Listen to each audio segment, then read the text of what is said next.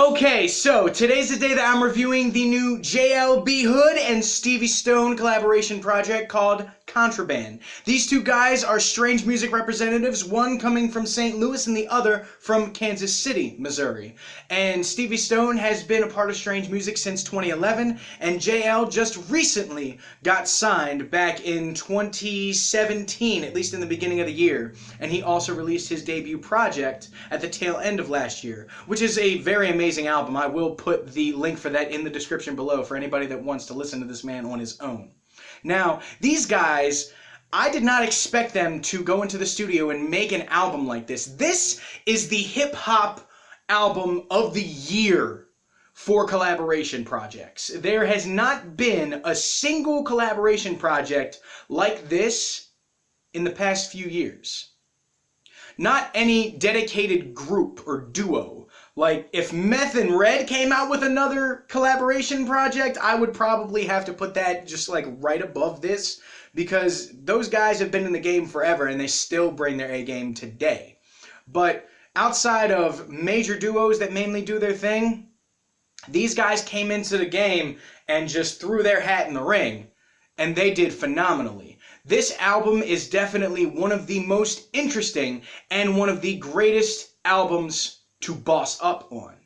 These guys channel their inner Kevin Gates and even their own inspiration. They get inspiration from themselves, from their label, from people they know and people that have passed on, at least in JL's sense.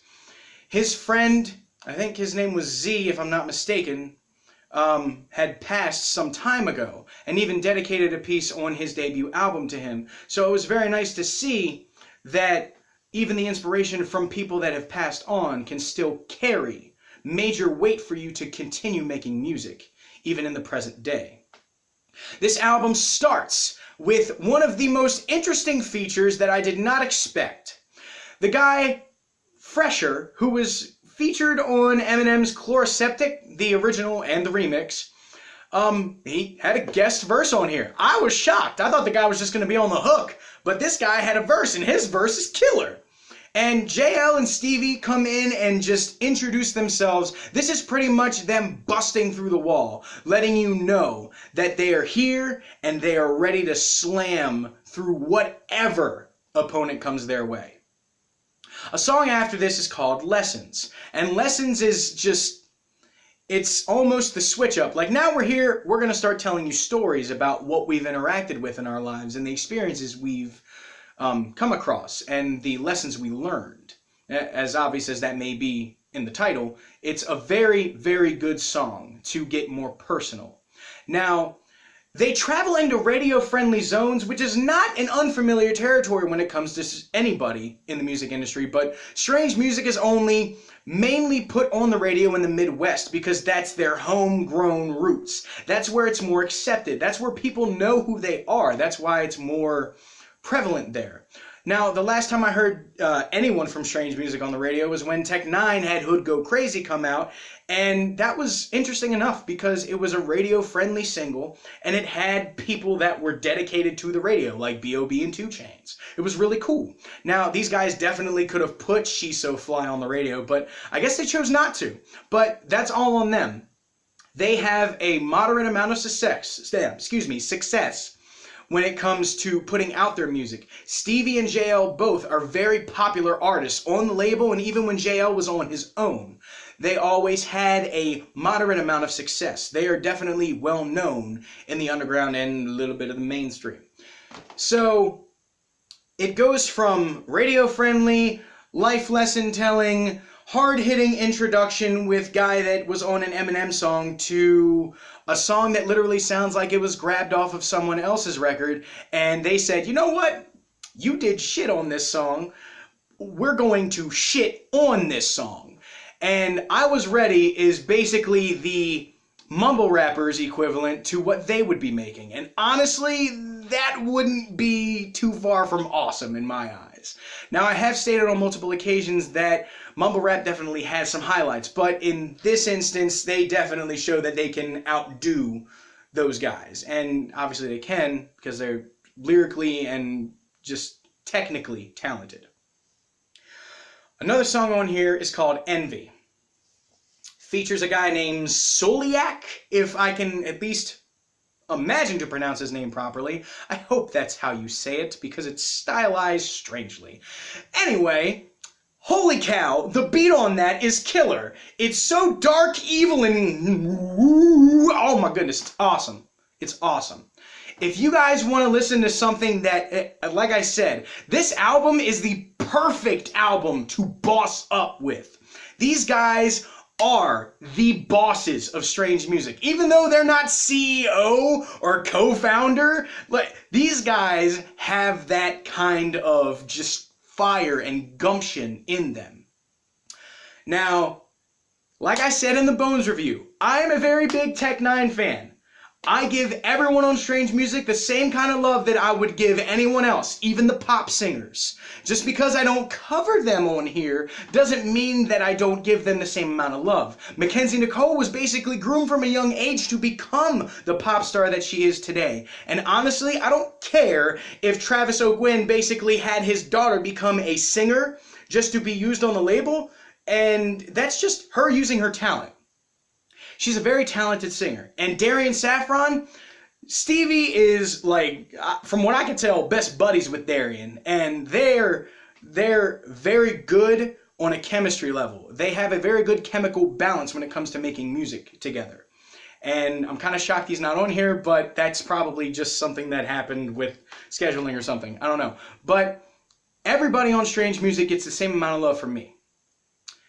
Now, don't freak out, but on the song that is called Not One of Them and it has Tech 9 on it, I don't care if anyone thinks that I'm fangirling right now. But honestly, Stevie and JL did a little bit better than Tech. Tech came in and killed it, like he always does, but it seems like they shined a little bit harder, which is great. That's what you need to do when you have such a ferocious force on your track.